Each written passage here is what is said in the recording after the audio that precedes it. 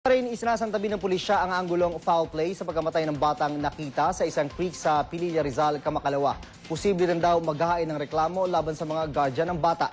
At may ulat on the spot si Steve Dailisan. Steve? June, inaasahan lalabas na ang resulta ng post-mortem examination na ginawa sa 4 na taong gulang na batang natagpang patay sa isang creek sa Pililla, Rizal, Kamakalawa. Ayon kay Pililla Chief of Police Inspector Resty Soriano, partikular daw na titignan yung skull o yung bungo ng bata kung nagtamo ba ito ng fracture. Titignan din daw ang nakuhang sample tissues ng bata kung may kakaibang traces tulad ng buhok ng hayop. Pasindabi po sa mga manonood pero naniniwala yung pulisya na malaki ang posibilidad na nahulog yung bata sa bangin sa kanila pa ng hayop marahil tulad ng bayawa kaya nawala pati laman loob nito. Pero hindi naman daw nila inialis dun yung anggulong foul play gaya na hinala ng isang kaanak ni Mark. Sa ngayon, ay posibleng maharap sa reklamong negligence sa mga legal guardian ni Mark. Obligasyon daw kasi ng mga ito ang pangangalaga sa kapakanan ng bata sang-ayon sa Presidential Decree 603 o yung Child Welfare Act.